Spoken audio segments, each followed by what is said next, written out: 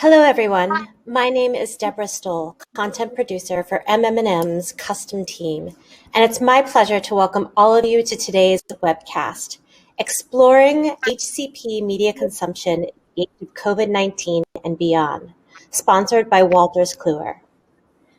What drives a healthcare professional to consume content? What are their perceptions of medical advertising, and how is the impact of COVID-19 changing their consumption habits today and looking beyond the pandemic? Today's virtual roundtable discussion is hosted by Vikram Savkar, Vice President, and General Manager, Medicine Segment for the Health Learning, Research, and Practice Business at Wolters Kluwer.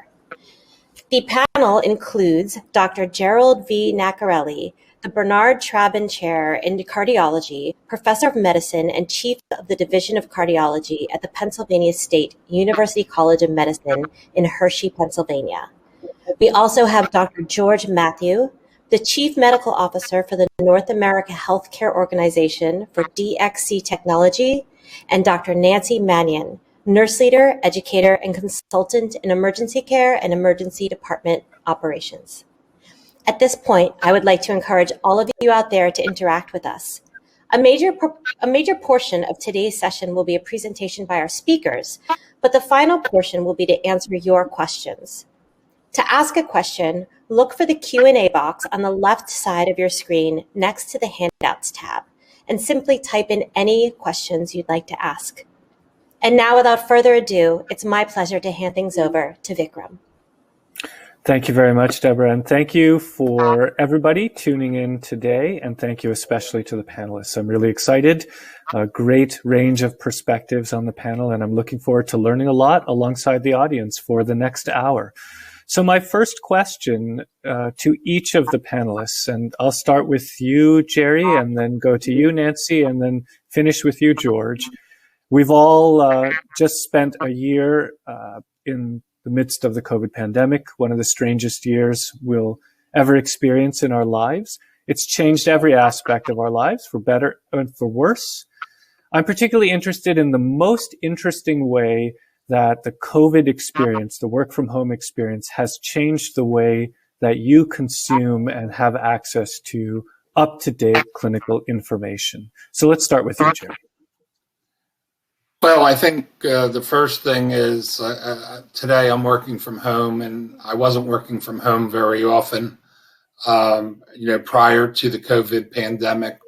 I think we've been spending more time in front of a computer, and obviously have been getting a lot of my information through the computer and through all its various links. I think one of the things, and this might be a little different than how other people answered, but probably true, is we've been overwhelmed a little bit with the COVID information. And so I've been trying to maintain my daily routine of keeping up with all the information, whether it's papers I read, scientific journals, reviews, and a lot of that space has been taken up by COVID information. Some of that's obviously been very important to my practice. But the amount of COVID information, whether it's emails at work and the daily COVID census, or when I read the journals where they're like dedicated whole issues to COVID related material, has pushed a lot of the information that I read on a regular basis. I'm a cardiologist, I'm an arrhythmia specialist. That's been put to the side, and as an editor, associate editor, and on the editorial board of multiple journals, this has created a space issue for information that if 10 COVID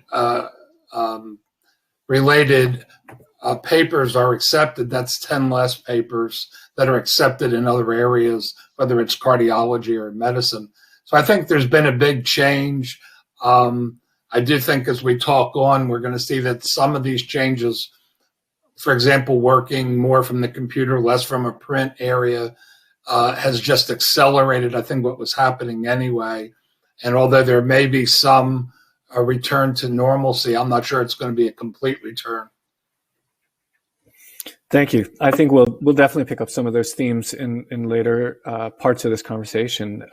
Let's move over to Nancy now for her perspective.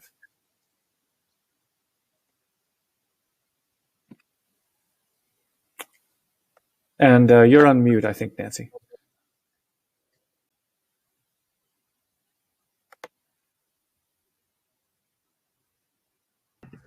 My apologies. I think that should be the theme of a book someone will write about the pandemic. And our experience of working in the online platform is always there's someone who's on mute when they're trying to speak. So sorry. My experience has been a radical shift, like Jerry mentioned. Prior to the pandemic, my work was primarily international healthcare consulting, working with emergency departments around the world. Of course, that all came to a halt once the pandemic began. And I was asked by a healthcare system to lead a telemedicine, telehealth program for patients specifically related to COVID.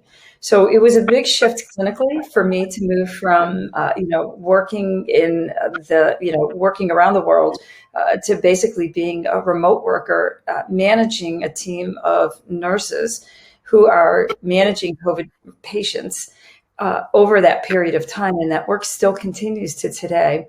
So it's really forced me to shift my clinical thinking to, away from emergency nursing to more population health. Jerry's concerned that COVID kind of pushed things to the side, but I was an avid consumer of what kind of information and data was out there about COVID, because it was really important to the work that I was now being tasked to do. And so, I also found myself watching television more than I probably ever watched before, mostly to follow things like, updates from, our government, public health departments, providing case information, because everything that I was doing was really dependent on being on top of where we were with the COVID response. So it really did shift a lot for me, and I still remain a full-time work-at-home person until the world changes and shifts back to some kind of a new normal. Thanks. We'll pick up on some of those themes, some similar to Jerry and some different. So thanks for that. And then George, same question to you. Thank you, Vikram. When the pandemic first hit, and you could argue that we had seen SARS and other pandemics happen before, it still felt like something new, something we hadn't seen before. And at that point, getting any type of information, seemed valuable. But typically, in traditional healthcare, we would go through peer-reviewed journals and talk to peers that are in the field, or look to double-blinded, randomized trials to answer questions about, what to do, how to diagnose, how to treat. But because of this, we were forced to scrounge up any scrap of information we could to try to put together a picture, because we didn't know the first thing about this condition when it first started last year. So when I started looking online and talking to peers, it was a combination of old and new techniques, I'd call it. From the old, it was, again, what I've used in the past, which would be literature search, going online, talking to colleagues, practicing, seeing what was happening right in front of me with my residents. But then on the other hand, it was also using technologies like Slack, where residents that were in the front, on the front line, seeing a lot of these conditions, were putting anecdotes as to what they would see, papers that were published all over the world, whether from China or from Europe or from other parts of the States, and then sharing what they had seen so we could accumulate that body of knowledge. I even started a WhatsApp chat group with my cousins in India and Dubai and Bahrain, because many of my families are physicians. So they were seeing things in their various specialties, and we were actually comparing notes as to what was the best way to take care of somebody, whether it was oxygen or positioning them. And these were things that they were doing weeks ahead of us. So it was giving me insight that I didn't have before. I also had to use, because I was working in some ways as a health officer for my company, we had 137,000 employees across 73 countries. So learning about what was going on in each country, the vaccinations, how they're being rolled out, all that information together was helped to put together a picture of what to do with in front of me and outside of our borders. So that was kind of it. That's fascinating. So thanks to all three of you. Let's stick with the COVID theme, because you've unearthed a lot of questions that I think are at the heart of what we want to get to today about how people are accessing information. Is it in traditional ways or new ways? Well, who are the gatekeepers? How can brands work with that content to connect with clinicians? So let's stick with the theme, and I'll start with you, Jerry, since you raised the theme of the volume of information on COVID became sort of overwhelming and pushed aside your work in cardiology, and you embraced it because it's the most important clinical issue in the world today. But it must have been overwhelming.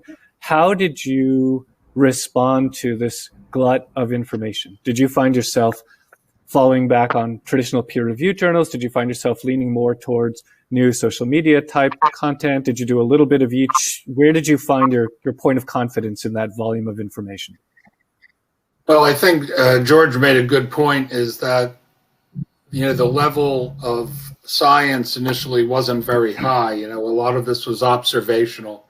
And remember, things were happening in Italy, and then even in New York. We're only 3 hours from New York and Hershey, but it was worlds apart. We were kind of glad we were, at the time last spring when things were bad.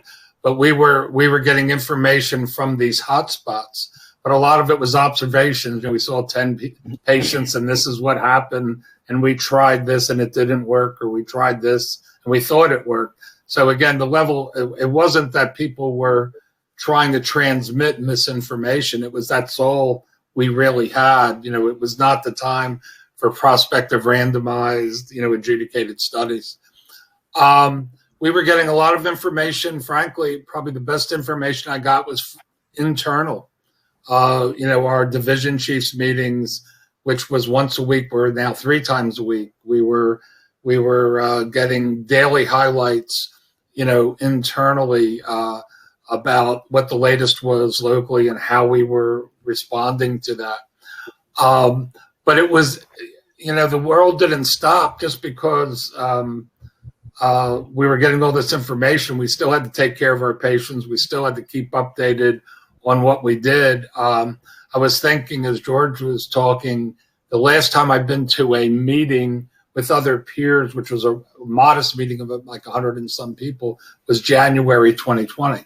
So all of our national forums, the American College of Cardiology, American Heart Association, and everybody in their specialties have the equivalent size meetings, were canceled and done virtually. And remember, last spring, this occurred with little notice. In fact, the College of Cardiology was going to occur 2 weeks after the world shut down. So they had really no time to come up with much of an alternative platform.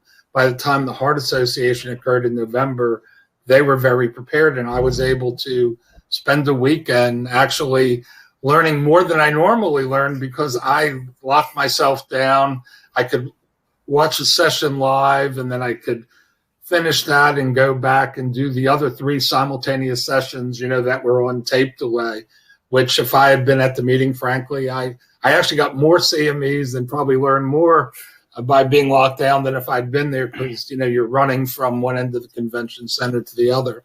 But I did miss, as George said, that interaction. A lot of what we learn is the interaction at the meetings, people raising questions, somebody presents their research and somebody asks a very poignant question, and that says, geez, I didn't think of that. It's a good question. And then you might grab that person after the meeting and talk to them about that. And all those things kind of went by the wayside. It's fascinating. It's almost like getting back to first principles in the days when, in the early days, you had to learn from the direct experience of the clinicians around you because peer-reviewed literature and so on just couldn't respond fast enough in the early days of the pandemic. It's a fascinating moment. Let me go to you, George, and then to you, Nancy. Similar question to you, George. You talked about using social networks, social media, Slack, things like that to get information. It sounds very interesting. It's informal channels of information. But my question for you is, how did you keep yourself credible with balancing that kind of source against other more traditional sources that are gatekeepers? How did you think about that challenge? I mean, unfortunately for me, I was trying to balance it out with my own clinical judgment and what I was seeing in the field itself. There were a lot of preprint articles that were talking about new treatments or repurposing old drugs to try to treat at the time. And, they were coming from various sources. So, it became one of those things where you were looking at it, weighing the evidence based on your own clinical judgment, looking at the FDA and seeing what recommendations were coming out of there, looking to see what was coming out of other countries. So, where time was available, I tried to chase down the source as well as see if there were any other recommendations from other bodies. I think last year was particularly challenging because the specter of doubt was raised in many of the typical governing bodies as well as some of the literature. But I think the fear and panic of having this onslaught of patients that came in with a condition that we knew so little about, it was kind of a risk-benefit calculation.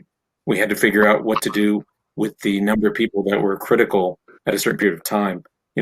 I've talked to friends that have been in the military and have practiced medicine, and they compared it very closely to being in the midst of a battle, and you just didn't have time to think. So we didn't go so far as trial and error on patients, which I think was good. But, I think the good thing we did do was we did try to come together and, in our location and, review over things with our residents, review over things with the nurses and the physician's assistants and everyone that saw things. And we tried to see if we could find patterns ourselves. And then we would try to pursue what was online. But really, we had nothing else to vet it with those first couple of months. We just had to go with what we knew and hopefully what we saw what worked. It really is. It's incredibly fascinating. Let me continue the theme with you, Nancy, because you diverted your attention to COVID right at the beginning of the crisis. You had to learn as much about it as you could, and then you had to teach it to other people, to teams of nurses. So in those early days, before there were publications in peer-reviewed journals and so on, what were your sources of information? How did you get up to speed? How did you judge the credibility of those? Were there moments of doubt? Same question we've been talking about with Jerry and George.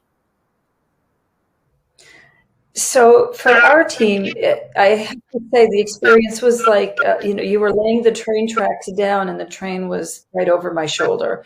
We were building a program and building responses as quickly as this thing was surging around us, really with pretty limited information. We were fortunate that we were able to make some connections with another large academic center on the other side of the country who had an early outbreak of COVID as we were trying to build a novel program for doing a telemedicine for patients who were diagnosed COVID positive, but we did not want to keep in the hospital because we were trying to keep the hospital beds open for those patients that were really critically ill, and we needed to have capacity for those patients. So we were really trying to develop, what's the monitoring program going to look like? What are the criteria that we use even to say someone's okay to be at home? And how do we leverage technology in order to help us be able to manage that patient population? And there really aren't a lot of articles out there, and there's not a lot of research about using this for this type of platform for acute illness. It's been widely used in things like diabetes management and hypertension management. But when it comes to managing acutely ill patients, there was very scant information for us to work on. We were also just really, as the others have said, looking at what was happening in Europe, look at what was happening in Asia, and trying to determine what were the right kind of pathways that these patients should be on. How do we help protect them? How do we help our staff? What kind of information do we need to have? So I found myself immersed in data metrics. More than I had ever been before, really looking for trends, where is this thing surging and what is happening in that area and what is the learning that we can pull from them so that we can be able to do the best that we can do based on someone else's, recent, and I mean, probably 2 weeks ago experience with managing COVID patients. So really it was, a fast and furious build to try to have a program in place that would allow us to do this work. So we really had to look to, our colleagues, and I think our personal networks became very important for us. As we were reaching out to people and saying, "What are you doing for your patient population?" I was getting emails and messages from other people saying, "What are you doing?" And we were really just very informally kind of sharing this information to build something to be able to manage this experience and provide really solid clinical care. And at the same time, I'm now managing a team of nurses, which I've, been in leadership positions for decades, but I've never had to do it without ever seeing them. And the only time I saw my staff was on a platform like this, where we were having a meeting and talking. But what we found was very successful for us was daily communication is absolutely critical when you're trying to build something. And so I would share with the staff, like, I saw this article, or, look at this information that came from, this other website from, an academic medical center, trying to find current good information that we could share with our team to keep them educated and help them be able to respond appropriately to the situation. But it was very challenging. And I'm an editor for my professional society's journal. I do the section on international emergency nursing. And so, we started very early on getting some articles written by our colleagues from China about their experience, with prolonged use of PPE and some of the psychosocial issues that the nursing staff was facing, as well as, kind of the clinical concerns. So it was really the whole breadth of what is this pandemic about?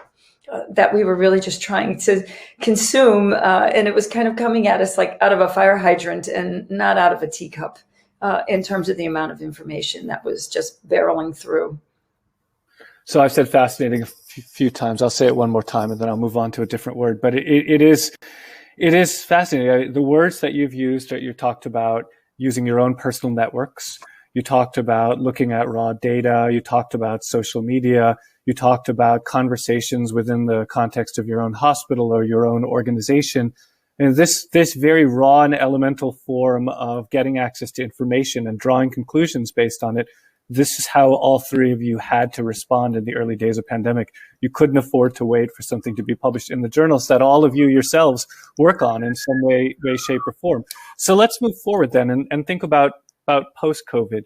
Having had this experience for a year of getting information in informal ways and making your own judgments about it out of necessity, what happens in the future when COVID is behind us, whenever that is? Let's assume it's behind us.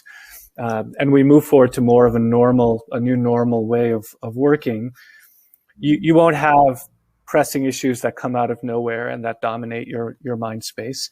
Do you see yourself returning to traditional modes of information consumption, or are there things that you got good at during the pandemic that you see remaining a really big part of your information habits in the future? Why don't I start with you, George, and then I'll work the other direction.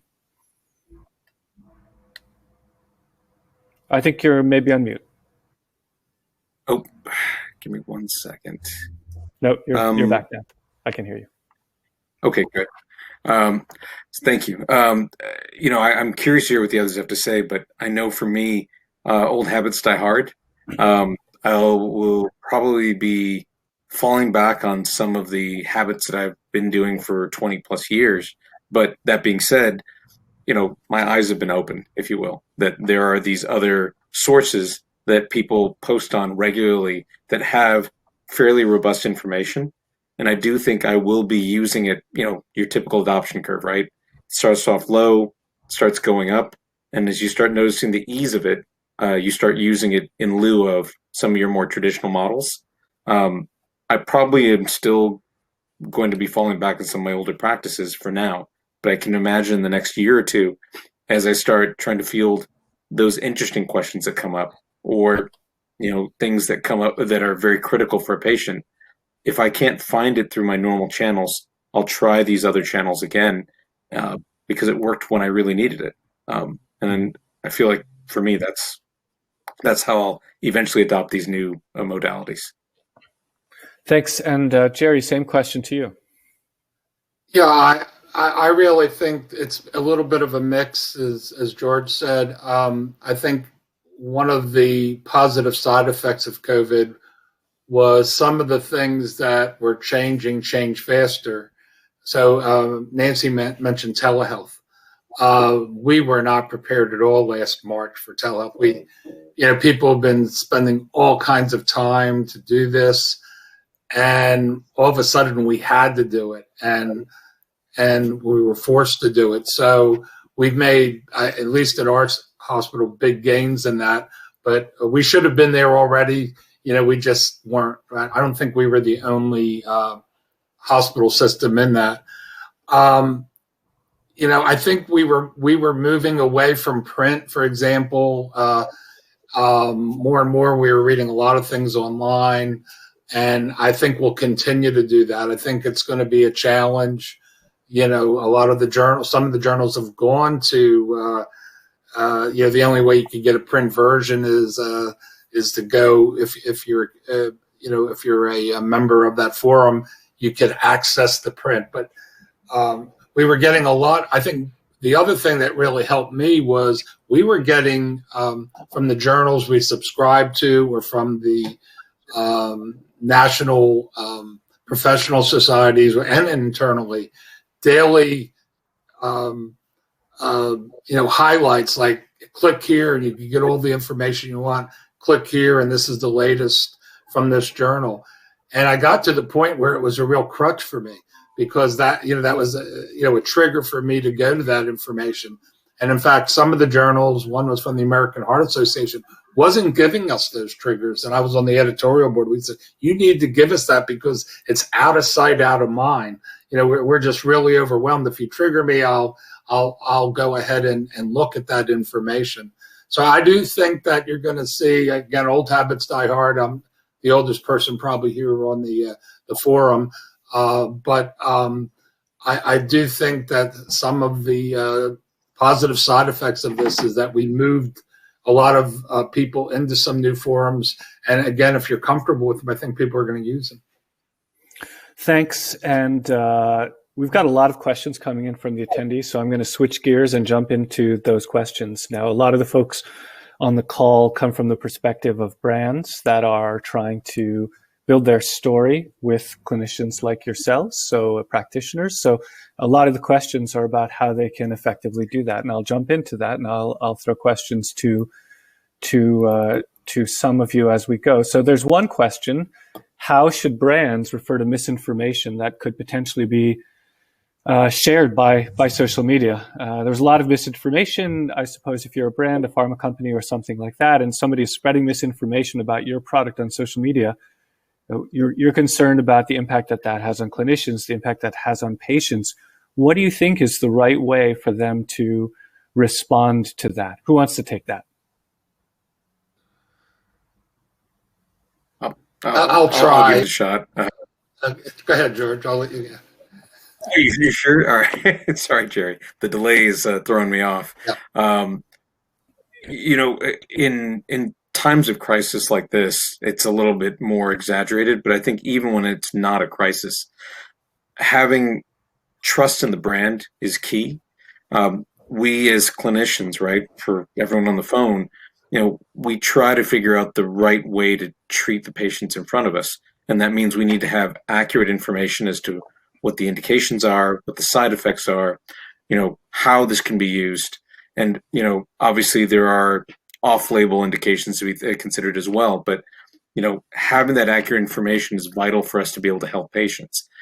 If there is misinformation out there, I believe the brand has to step forward, identify it, and, basically quash it as best as possible and get that message out to clinicians as quickly as they can. Only because, if we believe that the brand is acting as a trusted partner, that's a brand that we'll look to use more often if we're trying to take care of patients. That's my opinion, at least. Thanks. I want to pick up on this theme of trusted partner in a minute, but let's go, Jerry. You please add some thoughts to this. Yeah, I think one of the important things that we talked about was that we lost that personal interaction. So this morning I actually had a Zoom call with a vendor. I've done some of those. some reason there's some leak here. So, um,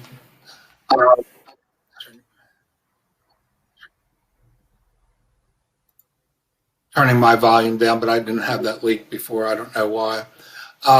And some of us are pretty connected with industry and know people. I've not met with many people from industry today. Again, I did a Zoom meeting with somebody, but it was very hard to do those kind of things and get that kind of information. The College of Cardiology usually meets right about this time. If there had been those questions, we would have been walking through the exhibit hall. We would have stopped by booth A or booth B and said, what's this story? We heard this misinformation. Is it true, or is it misinformation, or where's the data? But we don't have that response. So I think probably their only way of getting a hold of us was probably through some kind of email or through the societies, or getting something that was reasonable. I do think that with big situations, the societies sometimes weigh in. They'll say, you may have heard about device A that blows up in the chest or something that really didn't occur. That was, because this kind of information can get out. So I think this is important. Probably, again, shows some of the importances of the face-to-face contact of regional meetings and national meetings where you can meet face-to-face. We've not been able, the vendors have not been in our hospital except for related to medical issues, people going to the operating room and things like that. They've not been allowed to have, scheduled meetings. So it's a real challenge.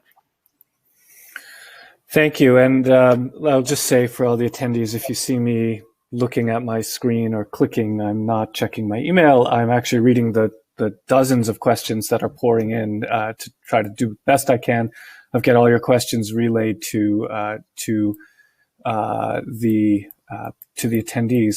So let's jump into, we've got lots of questions about conferences, lots of questions about e-detailing. So I'll try to get to all of them. Let me ask this one to you, Nancy. How has the pandemic, actually, let me ask you a different question. There's somebody here who works for a PPE manufacturer. I'm not going to say the name, but it is there in the chat. So somebody works for a PPE manufacturer, and they're launching a new product, respirator for healthcare workers. They're asking a very simple and straightforward question, which I think a lot of folks on the call want to know. What is the best way to get the information to you about this new device? Is it through an app? Is it through informal channels? Is it through peer-reviewed journals? To pick up George's phrase, if they want to position themselves to you as a trusted partner, what is the best way for them to get the word out to you about that? But I think that's a really important thing to discuss, because we need our trusted partners. I think as consumers and users of healthcare devices, we need to know that the device is safe, that it's effective. So I think there is some benefit to having, I don't know if endorsement's the right word, but support from the professional societies that would be, for example, using that kind of a device. I think having people be able to provide data around, we've used this is, I wore this respirator for 12 hours. It wasn't uncomfortable. Those personal testimonials can be very important. I think that having the stamp of a professional society saying, this could be really beneficial as you practice, without being commercialized in advertising in that sense, because I know some professional societies don't necessarily want to endorse a product. But I think having them be able to speak to whether it's a beneficial adjunct to care is good. I think that doing some pilot studies, getting a healthcare organization to use your material, to use that device, and being able to report out findings of that is really, really important. I think end users want to know what that experience is like. And if they can hear from the voice of someone who's used it, another nurse, a physician, a respiratory therapist, who's had to provide patient care while using that device, I think those go a long way to building some credibility. And I think I think what we've all encountered over the course of this pandemic, with that misinformation, is how easily one's reputation can become muddied or damaged by someone, not to take a pun on the pandemic, but, some viral post that could really become damaging to a corporation's reputation. And so I think having, end users who can provide that testimonial is probably one of the best ways to do that. And then using the channels of, advertising, either whether you're doing it through professional societies or on other publications or medical oriented websites, I think would be the best, a sound approach to take. Thanks, Nancy, very much. Let's move to a different topic, and I'm going to have one question per one panelist now because we have so many questions that I think I'll just pick one person for each question. So let me give this to you, George. There's a lot of questions about the change in the pharmaceutical sales model. So obviously for most of the last year, detail reps have not been able to visit people face to face, and pharma companies are grappling with, what do we do? Do we move to e-detailing where we email things to physicians? Should we focus away from detailing and focus on something entirely different? So what kind of guidance can you give to pharma companies about how to there are questions about whether they should focus on Doximity or Sermo or other social networks like that. So what should be done with detail reps in the future? Do you want to see them coming back into your office? Are they valuable? Would you rather pharma companies take advantage of this moment to pour investment into something else? What's your perspective? I have to admit my biases up front. When I was going through training and then the early part of practice, we had a lot of reps that would try to, dart in with an article or, buy us lunch at the time. This is 20 years ago, so they don't do as much of that anymore. I think a lot of the laws have changed for that. But I do think there's a place somehow to have that type of relationship, if you will, with the doctor. I do think platforms may be a way to do it. Right now, my understanding is whether you're talking about a WebMD or a Sermo, it's some type of CME module, which we need, obviously, if we want to keep practicing, or surveys that allow you to ask specific questions. Typically, it's on the Sermo platform back in the day. It was on the behalf of hedge funds. But I believe that brands are now using it as well, just to ask key questions for how things might be recommended. I do think the platforms are a way to go, but there has to be some type of happy medium between being able to interact with someone that can create a relationship, obviously staying within the laws, but then still can transmit useful information to the doc. I'm struggling just because the way that our days are structured now, and my wife is also a primary care doc, with 15 to 30 minutes a patient, and you're trying to slam in, 10, 15, 20 patients in a normal day, it's very difficult to kind of win that time. So I can't say I have a definitive answer for it, but there is some type of answer there where you're creating a relationship with the physician so that they can get the information they need, but still, I don't know. It's somehow you give them the information and still give them time back. I can't say I know exactly how to do that. Sorry. I think you've given us the answer. I mean, there is no single answer for all cases, but I think you use the key word as relationship. For you, there is still an enduring place for a relationship with somebody who represents the brands. Now, whether that relationship is them showing up into your office for 20 minutes or online in some form, I think what you're saying is that the form that relationship changes could change, but you still see a value in a relationship with a person. Am I putting words in your mouth? But is that basically what you were saying? You said it better than me for sure. And I think you hit on the key word value. If you're giving value to my day, what is it that I don't have? I don't have information. I don't have time. If you can give me at least one of those two things, I'll probably use whatever you have to give me. But that all depends on the value. So, Jerry, I'm going to move to you with a similar but slightly different question. How has the pandemic affected your consumption of non-personal information from pharma brands? What is the future of pharma reps in providing us necessary information? So that's similar to George, but there's a specific nuance here about your consumption of non-personal information from pharma brands. So be more specific of non-personal information. Well, I have to be honest with you, Jerry. I didn't know what that meant, and I was hoping that you did too. Maybe the questioner can add clarify. A little bit more. I'm not. Yeah, I'm not clear sure a little what the bit more. question. Okay, let's move to a different question. It's about conferences. So are you more, you spoke about missing the cardiology conference immediately after the start of COVID. So there are a lot of questions about what the future of conferences look like. Are you more apt to attend a smaller number of conferences live and more virtual? Would you see that virtual would be attractive long-term for international venues? So do you see yourself going back to physical conferences once you can, just as much as you did before, or do you think virtual is working really well and you think it's a permanent part of our world now for gathering information? I think if you look at all the conferences that are planned now, at least in cardiology space, but I don't think it's different in others, there is no plan to eliminate the virtual component of it. So the Heart Rhythm Society is scheduled now in July. It usually is in May. They're hoping that this might be our first physical in-person meeting. Obviously, there's a lot of issues around that. So all of the major meetings are basically hoping to get back to a live and personal. It probably won't be as large. And then there's going to be a virtual component. Now, there has been that. So even when you went live, right, you couldn't be everywhere, as I mentioned earlier.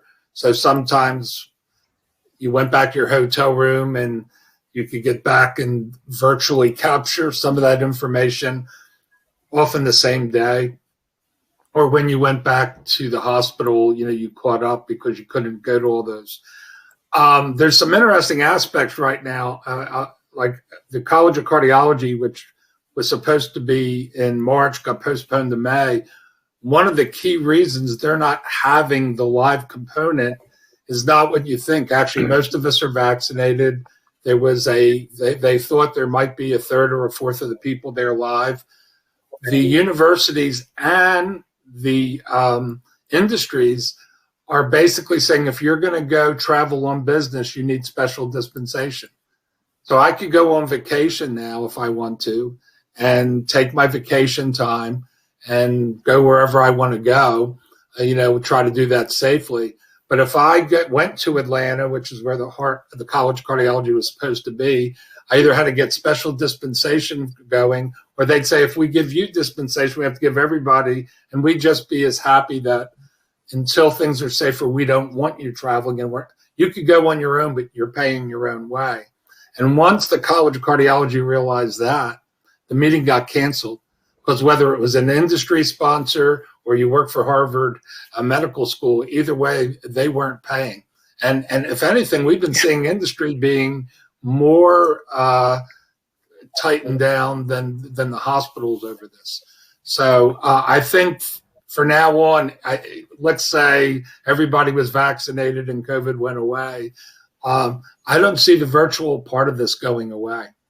But it has been. Could you hazard a number, Jerry? If you had to, could you say, 40%, 30%? If you really had to take a stand and just take a wild guess, what would you say is the steady state as we move forward? I think it's going to be at least 30% virtual and maybe more, because the other component of this, which had nothing to do with COVID, and I'm sure there's a bunch of road warriors on this, your frequent flyers, nobody likes traveling.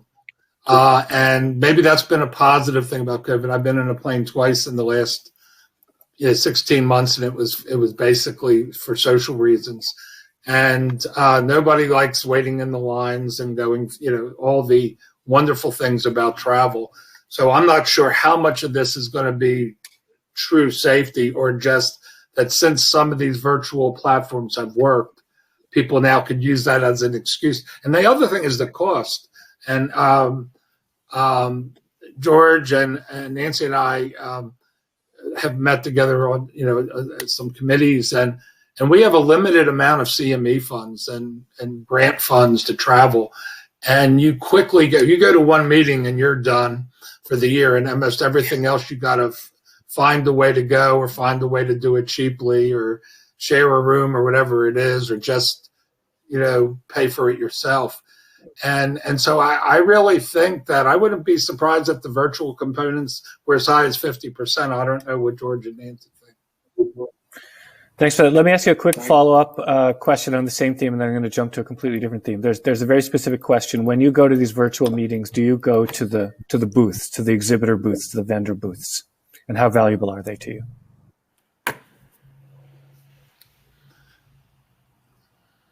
I can take that one. We had a virtual meeting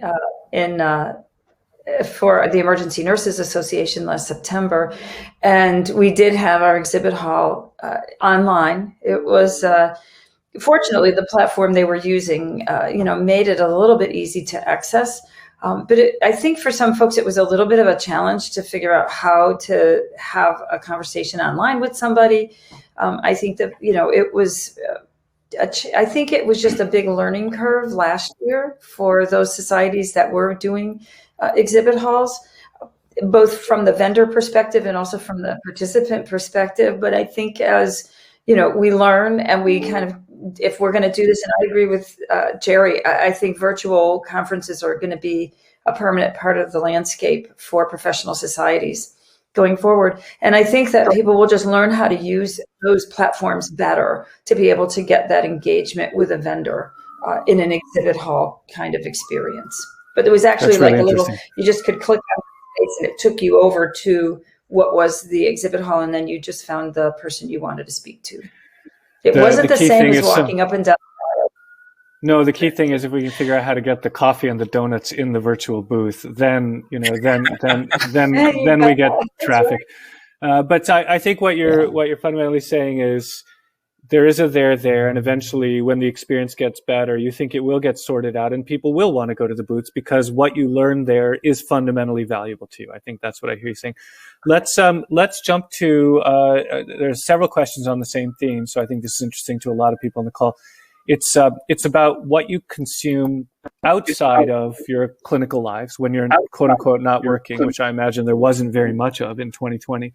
But when you're not working, what you watch or read and consume, and how effective would it be for brands to connect with you there? I think, Nancy, you mentioned you watched a lot of news, so maybe television ads on 24-hour news sites would have reached you. But I'm interested in everybody's answer to this, actually. Why don't we start with you, Nancy, then go to George, then go to Jerry. When you're not in a clinical mode, what do you consume, and is it valuable for brands to try to reach you in those places? I did say that television was kind of a source of information. I felt like I really needed to know what was happening around the country and around the world during that time. So obviously, we saw things like an app that I had actually used for a number of years called Calm, which is just kind of a little meditation app, was actually advertising on, national cable network shows, like here's your 15 seconds of calm and silence, which, they would have never probably had that kind of impact or been able to get out to a platform like that. But people wanted to have some calm and quiet in their life. And what a wonderful way for them to get out and advertise. I found myself actually trying to shy away from Facebook, mostly more, Facebook for the puppy pictures and this kind of connection with my colleagues. But I was actually leaning toward LinkedIn more because I felt like the information there was a little bit more professionally oriented and I guess more reliable. There was a less likelihood of misinformation being disseminated. But then the news cycle clearly captivated my attention for a long time. But I have found that I've really changed some of my reading habits. I not only did I include, medical websites in my professional society's information, but looking at some of the investigative journalism from, mainstream media, the New York Times, Washington Post, The Atlantic, the Wall Street Journal, where people were really kind of digging deeply into something that was, of interest, maybe directly or indirectly related to the pandemic. But I found, using, perhaps different sources of media than I had been looking at as deeply before. And just briefly, if a med device brand or a pharma brand had tried to connect with you through one of those other places that you read, would you have said to yourself, I'm not in that mood right now? Or would you have said, let me pay attention to this. I am a clinician, so let me pay attention to this. I think it would have gotten my attention. I think from, just out of my own sense of professionalism, you don't really take that hat off, no matter how much you're trying to unwind. And so I think if an information had come up or links to things had popped up, for example, on LinkedIn, I need to check that out a little more. So I think it would have piqued my curiosity and I would have definitely done a click. Great. And let me give the same question to you, George, and then to you, Jerry, because I've got a lot of questions about this. So I think a lot of the brand marketers on the call are very interested in this. News, sports, other than medicine, what did you do last year? And would you have paid attention to brand marketing in those places? I hope I don't sound too contrary, because I agree with everything Nancy said. And obviously she, in my mind, has a lot more experience. But for me, just with the fusion of home work and then my kids' school, having that almost intrusion on my time, I'm already trying to avoid having ADHD to begin with. This probably wouldn't have helped things for me personally, just because I am trying to keep boundaries in my life as best as possible. And it hasn't been easy in this last year. And I don't think it'll be easy going forward. I do like something that Nancy said that I think that I've seen in certain conferences where there's a shared experience with people that are attending a panel or a conference. It was the typical, everybody get up, shake your hands, do meditation, but it was that shared experience that really personalized being able to talk about more serious topics afterwards. I don't know if that kernel leads to something, but being able to pull people into a trusted platform, as Nancy had said, but then also having them have something tangible that they have during a dedicated time, I believe it would be the best use of emphasizing not only the brand, but the information or value that they're trying to bring, because then you've got my 100% attention versus me being scattered, trying to get lunch for my kid or trying to, make sure I've got the right shirt on or that I've got the lighting right for the camera, that type of thing. Okay, good. Two opposite answers, and that's the way it is in our world, and that's a good insight for the brand marketers to understand. There are different segments, different folks, different psychometrics. Jerry, what would your answer be? What did you spend time on other than medicine last year, and would you have been open to brand advertising in that? Right, I'm probably leaning more towards George's answer. I'm fortunate I probably work more than I should, but when I wasn't working, golf was a great escape. So good luck getting a hold of me there, unless you have branded golf balls. I played guitar, so I was hiding, just blasting, my guitar. And then I was reading, and I hate commercials, so I was watching a lot of Netflix and Amazon Prime. So good luck getting a hold of me there. I'd probably be upset if you got a hold of me. Related to the question there that tied this in, the non-personal was there was about emails and those kind of things. That doesn't bother me as much. I'm in kind of a work mode when I'm doing that. If the email was poignant, like this is a monthly update, that's worth my time, I'm probably going to look at it. If it's an ad please use, our back rub, it's better than somebody else's, I'm probably going to just click on and ignore it. But there was a lot of, we had visiting people doing grand rounds and people sponsor. A lot of industry continued to sponsor CME. And, I listened to, our Axel interviews. I watched some of the Medscape CME programs, those kind of things. So there may be some opportunities through them, but I don't mind being contacted directly through email, but I would make it worth my while. This is, maybe we talked about misinformation. You may have heard about this these devices blowing up in chest. This is what really happened. This is the information. If you need more information, go there. Versus, our back rub's better than somebody else's. I think if it's frivolous and over, we're bombarded, you're just going to click off and not do that. Thanks for that, and thanks for picking up the non-personal information, and thanks to the questioners who wrote in and explained non-personal information to all of us. That's very helpful. So for the attendees, it's anything that's not delivered directly to the clinician, like emails or banner ads, things that are more generalized. So I think Jerry just spoke to that, and we have time for one more question. So I'll wrap up with this question and ask for a brief answer from all of the panelists, and then we will leave it there.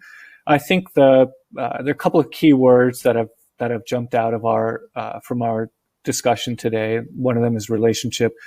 One of them is trust. I think that's the most important word that jumped out of our conversation today. Is from the perspective of brand marketers, product managers, people trying to build relationships with you. What I heard over and over again in your answer is trust. And so I'll end with this question and ask each of the panelists to give a brief answer to this. What is at the core of trustability for you? If a brand is trying to connect with you, what one thing would you identify as really the most important aspect of trustability? Is it where they share that information with you? Is it what they share with you? Is it the tone? Is it whether it's delivered by a person? What makes something trustable? So let's start with you, George, then let's go to you, Nancy, and then we'll finish with you, Jerry, and then we'll wrap up the webinar.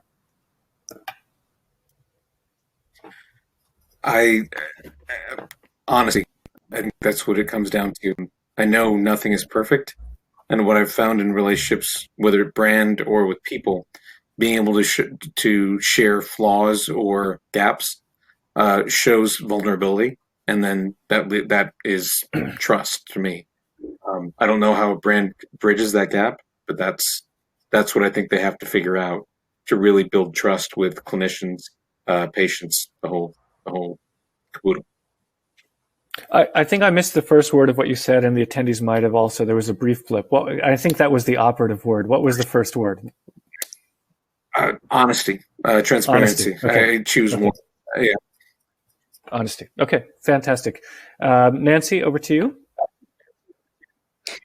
For me, I think word of mouth plays a huge role in building trust. If there are end users who can speak to the value of this, and particularly end users within the profession. So if you're targeting a product for nursing, you really need to have nurses speaking to it. If you're targeting a product that's primarily going to be used by a respiratory therapist, then you want to have the right endorsers, and I think that adds a lot of credibility to what you're trying to sell. So for me, the word of mouth, when I hear someone say, I've used that product and I trust that person, then I'm going to have a higher degree of belief that that product is valuable. And I would be more inclined probably to try it myself. Thank you. And then Jerry, same question to you. What's at the core of trustability for a brand for you? Well, you mentioned relationships. I've been fortunate enough to have a lot of relationships for decades with people, and some of them have switched companies 3-4 times over that, but those relationships are maintained. I think if I had one thing though to suggest, it's to individualize the need of the consumer that you're trying to get at. I've taught at, and I've been an information content expert for many of the companies where they're saying, this is what you got to drive down the doctor's throat. Our drug is really good in diabetes, and the other guys, nobody cares about that. But George might, and if he does, then that's what the individual message to him, get him the information that he needs, get Nancy the information she needs, and get me the information I need. And you're more likely then to get an audience with the person.